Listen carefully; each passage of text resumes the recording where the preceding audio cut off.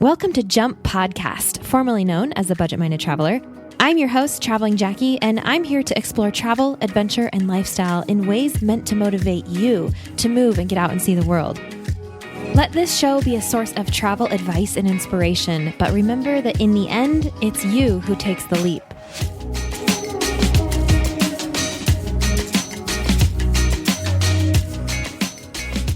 Welcome back to Jump. Thanks for being here wherever you are joining us from today. I hope that you're excited for this part 2 of the conversation that was started in the last episode. Today, we're getting into beer drinking guidelines and recommendations, etiquette, history, and everything else you need to know about beer gardens. And my favorite part, why all of this talk about beer is really all about the people. At one point, you'll hear Anya say, "The people sitting at your table will be your friends." And I especially loved that comment and that whole idea because that is precisely why she and I have a friendship in the first place. I told this little story at the beginning of the last episode, which was part 1 of this conversation, but I actually originally met Anya because she sat down at my table in a tiny chocolate shop in Patagonia last Christmas.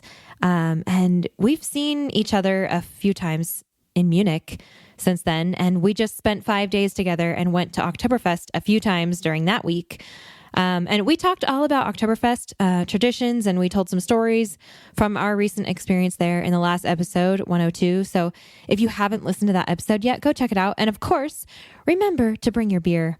And that brings me back to the present moment. You're, of course, invited and encouraged to grab a beer to get into the spirit for this episode as well, because we're about to pick the conversation right back up where we left off with Anya, who is sharing with us Bavarian traditions and recommendations for how to properly drink beer. So here we go again with Anya Wilbert, my dear friend in Bavaria.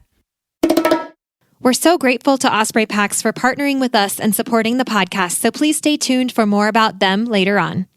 I have an opportunity for you to join me in real life for some real travel. Here's the latest Jump Adventures update. We are going to Greece for a bike and boat island hopping adventure this May 9th to 16th, 2025, and we still have space left. Check out jumpadventures.com to learn more and book now. We're going to have a yacht all to ourselves with ensuite cabins on board, so you get to sleep in the same bed every night as we start in Athens and make our way west toward the island of Corfu. You'll have your own bike for the week, e-bike if you want one, for cycling the islands as we go, in between meals crafted by our private chef on board, and all the relaxing you want to do on the top deck under the Mediterranean sun. These bike and boat adventures are our most carefree and relaxed trips. All you have to do is say yes and show up, and there's still space. Head over to jumpadventures.com to grab your spot now, and we'll see you there.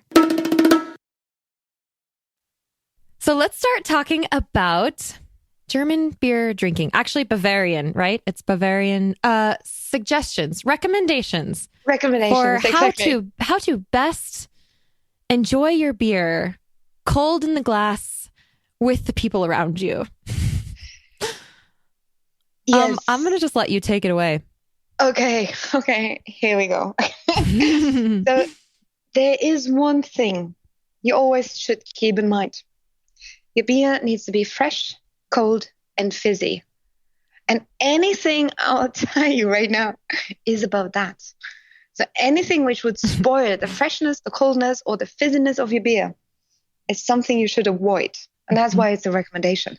Okay. And the second topic is about respect, because drinking with someone else is always about showing your respect and that you want to share time and the beer with another person sitting on your table, because that's another thing.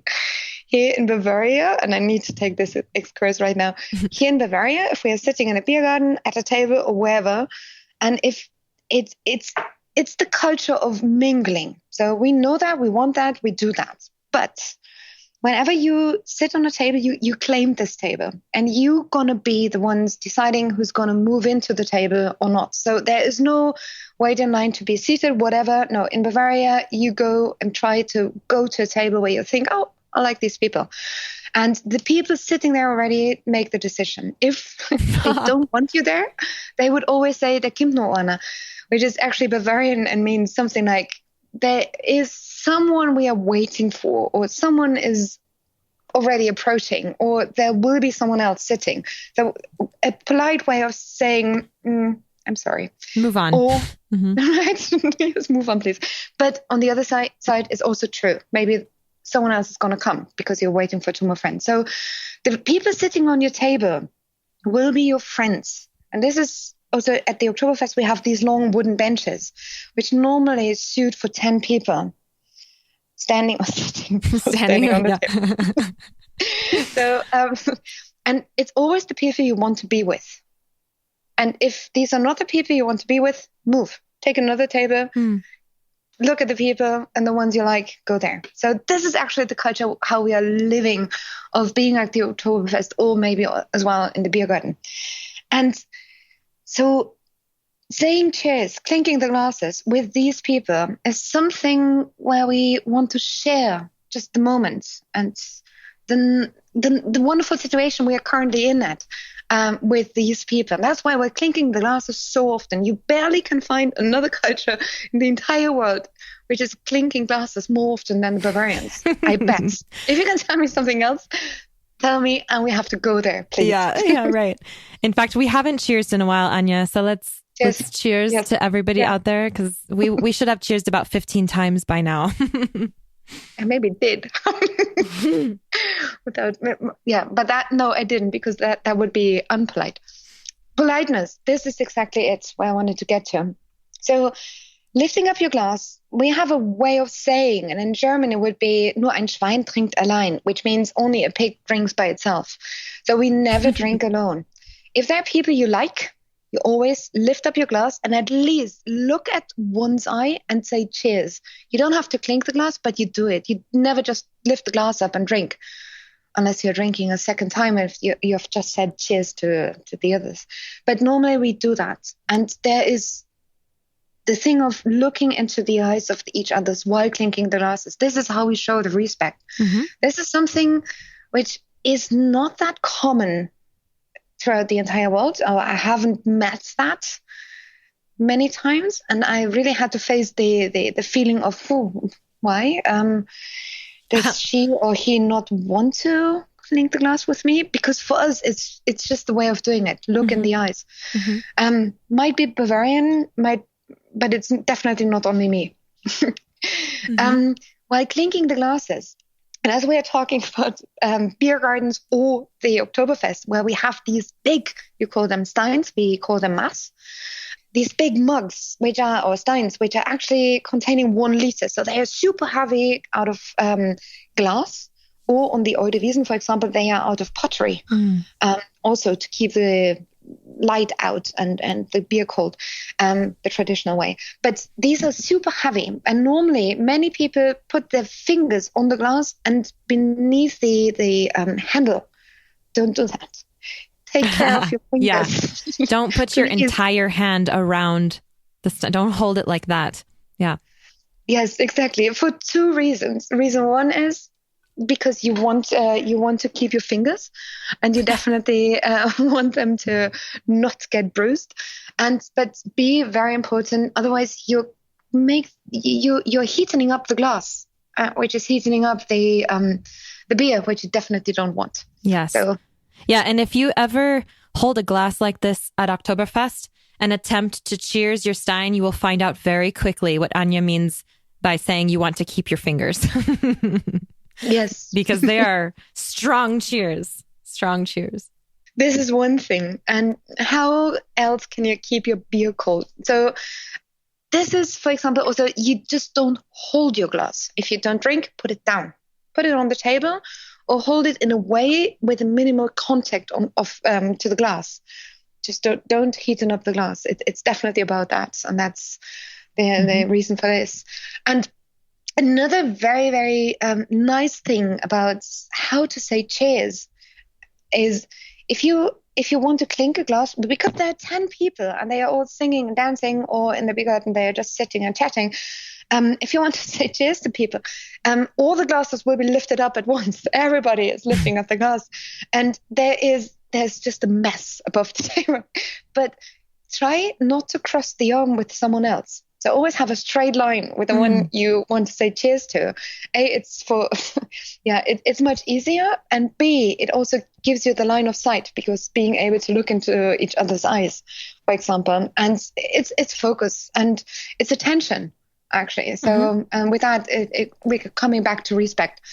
So you say cheers with a clear line for your arms. Don't cross arms with anyone else while saying cheers. Just wait. Everybody will wait. Everybody will wait for their time to do that. And where to clink the glasses? Because on the Oktoberfest, it's certainly clear. Like Jackie, you already mentioned, there's beer and there's Radler. So the panache, or the where beer is mixed with lemonade. But normally they all have these massive signs, Maßkrüge. And in beer gardens, we also have different sizes. But the question always is where to clink the glass, because some are more solid, some are bigger, some are smaller, some are Weissbiergläser, so which means wheat beer glasses, which have a completely different shape. And always clink the glass where it is the most solid, because clinking glass in Bavaria is a movement. So there's a little force behind it. So there's a little, come on. So with that, it's not like clinking Prosecco glasses. And with that, use the most solid part of the glass to do that. Just as a recommendation. Yes. And then when you get the champagne glass back in your hand, be careful. When it's full, it's fine, because it has some weight, but it gets more complicated over the evening. Yeah. So one more thing is there is 1 liter. This is a lot in one Maßkrug, in one stein. And it takes time to drink it normally. You normally don't chuck it. Beer Andy Austin photo. Shout out to Andy Austin photo. And can't. He even didn't ask us to hold my beer. No. And also, it was my beer that he chugged, not his own. Thanks, Andy. Love you. We're going to do that again. So you don't chug your beer normally. So these are definitely the ones coming from somewhere else. That's how you can tell. But you also don't drink the Norgal. And this is something that's a Bavarian term, Norgal. This is the last 2 fingers. If you hold 2 fingers, so above the very bottom of the glass, and if the content of the glass is less than or below your 2 fingers, don't drink it, because that's old and that's not cold and not fizzy anymore. You don't want it. Order another one, because another thing is Oanagetno, which always means there's still room and time for another one. So keep ordering beer until you really are leaving, because we have different sizes you can order. You normally order a beer, but you can also a Pfiff or a Schnitt or whatever, or a Schaumige.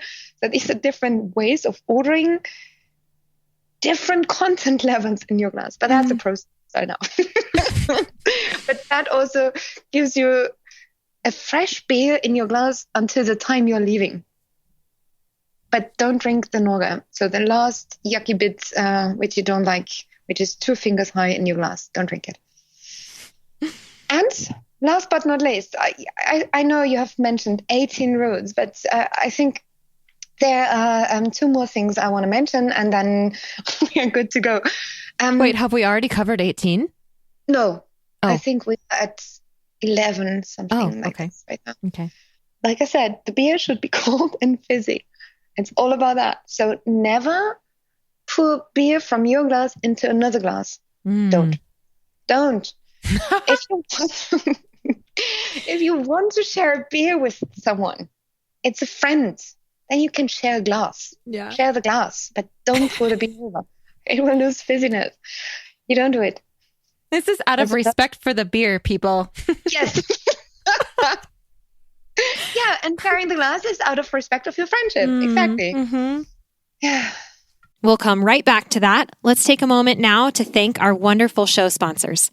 Osprey is the market leader in technical outdoor, travel, and everyday packs. And I've personally used Osprey packs since 2015. My favorites are the Fairview Trek 50 for multi-day hikes, the Cirrus 24 for day hikes, the Transporter Rolling Duffel 60, which is my trusty check luggage for faraway adventures, and of course, the countless packing cubes I use to organize everything that goes in them. We are proud to support each other on the podcast and beyond. We love getting outside, and we want to see more people outdoors. So find out more and join us at osprey.com. It's so nice. Actually, I love it. I really, what you mentioned about when you saw me walking in, instead of having a cake and chocolate in my hand, but a beer. Yes. I definitely prefer beer to anything else. I loved it so much because Costas came up first, and I remember the look on his face when you came up with a beer. It was like part, what are you doing? What time is it? And part, why didn't I think of that? And I was part, why didn't I think of that too? I mean, it's a chocolate shop. I don't even know if I knew that they had beer. But I think you had beer and orange juice and chocolate. Juice. Like you had all the things. You just got it all. It was it Christmas? Yeah. No, it was the day after Christmas. Yeah, it was the day after Christmas. Yes, it was the 25th of December. It was Christmas. You don't know what we have been eating up front. This was Christmas. Yeah, because you had been, you had been camping and hiking and eating out of bags. Yeah, yeah, exactly. Days. Yep. That's the best chocolate shop in the world. You chose wisely. Oh, yes. So good. And we met. Yes. And we met at that table. Okay. So are you feeling good about those recommendations for beer? Or do you think we're done there? I could keep going with funny stories about beer. I would very much like to mention one. Sure. If you want me to. Yes, I do. So if you see old people or people who are really, you can definitely tell you're used to drinking beer. And I'm only talking about the Bavarians, by the way. I can't really say anything about anyone else somewhere else in Germany. But for us, because our sizes are just different. And while you're sitting on a table, it could happen, and there are many, many stories about that. I'm just telling one. It can happen that a bad ghost goes into your beer. What? While you're not paying attention, because you're talking. Because you never drink alone, so there are always people on your table. So you're talking to someone, and a bad ghost might just go in there and sit in your glass. So when you say cheers, some people say cheers, clink the glasses, and bump it back on the table before drinking, which actually the bump is to get rid of the ghost. Yes, leave. Oh my gosh. Okay. This is just one way of saying. Mm-hmm. It's a way of saying. But it's a habit, and you can definitely see people doing that. And if you ever question why, this is one of the reasons. I love that. Really like. I've never heard that one, because some people do that in the States, and I actually often do that too without even thinking about it. It's part of sometimes I do it, sometimes I don't. But I learned it as like one for the bartender. So you cheers and then you bump for the bartender. And so I like the ghost though. There are various ways, but this is the one I really like the most. Wow. Okay. I also would love for you to explain what a true beer garden is. Oh, yes. Now you definitely get me going. Because this is really, really important and has tradition and culture all in itself. So tell us, what is a beer garden for real? You can't believe how much I'm smiling right now. So the thing is, beer garden is there for a reason. In former times, it was hard to cool down beer, to cool down anything. There were no fridges. There were no no easy ways of where to store your stuff and keep it cold. So you had to come up with ways of cooking and also preserving your food and what needed to be preserved for a couple of days, hours, or even months. But with beer, it should always be cold and fizzy. It was very hard. So when they built up cellars, and cellars were beneath the ground. And normally these were around the areas or where the breweries were. And so they built up these cellars where they stored the barrels with the beer, because beer came in wooden barrels in that former time. You can see these, by the way, are still on the Oktoberfest. May I take this excursus? On the Oktoberfest, on the first Sunday and also on the second Sunday, the big horse carriages from all the breweries are marching in. Yep. And bringing in all the traditions with all these wooden barrels. And also there will be beer out of wooden barrels for several times until these barrels are empty. In fact, that's how they kick it off. That's how Oktoberfest begins. Yes. They bring it in. Well. Yep. And they tap the first keg, and that's a ceremonial start of Oktoberfest. Yeah. Absolutely. In one tent, it will be the opening of the first barrel. And with that, we're counting how many times our mayor had hit or used to open the barrel. Yes, and he always needs to get lower than anyone else. Definitely doesn't work, but we really had good ones already. But after the first, because it's real. Poured, I don't know if people are understanding what you're talking about, but they're really tapping a keg like in a real way. It's a wooden keg, and you have to hammer it, and so that's what she's referring to. And all the press, everyone is standing around and counting, because the mayor will be referenced with these amounts. It's needed. That's fun. Very nice thing. But after the first beer is poured, then everyone on the Wiesen is going to get the first beer. So this is the count when the first beer is served. That's cool. Okay, back to the beer gardens. Yes.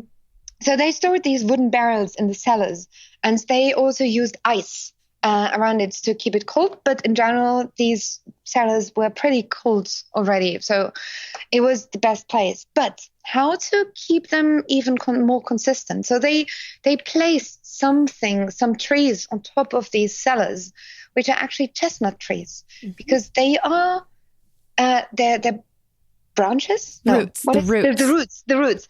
The roots are not going very deep. They are going wide.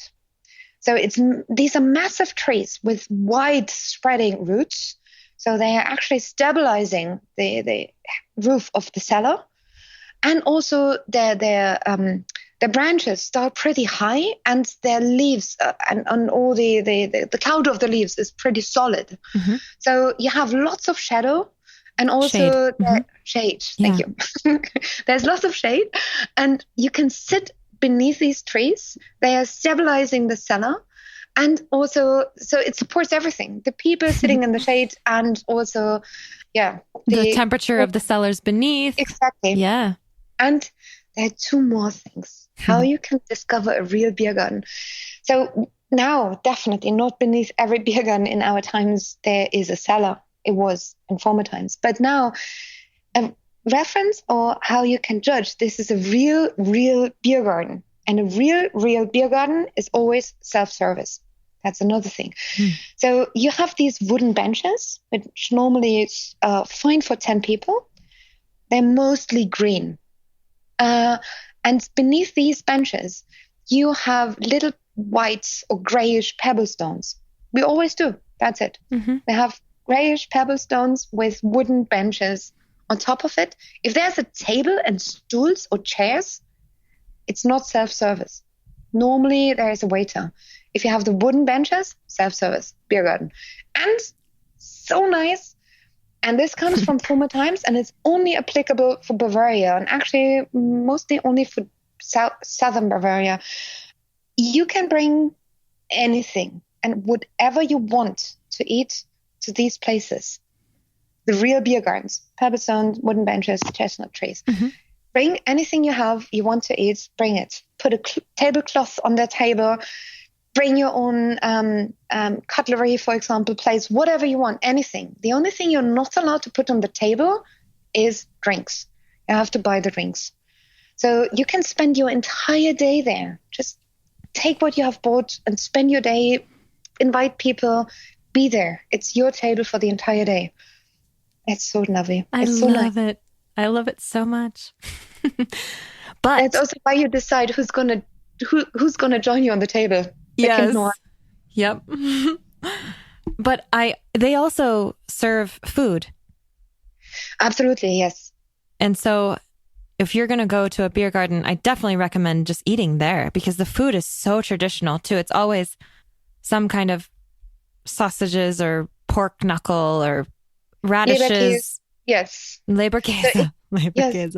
It's mainly finger food. Something where it's harder to use the cutlery than your fingers.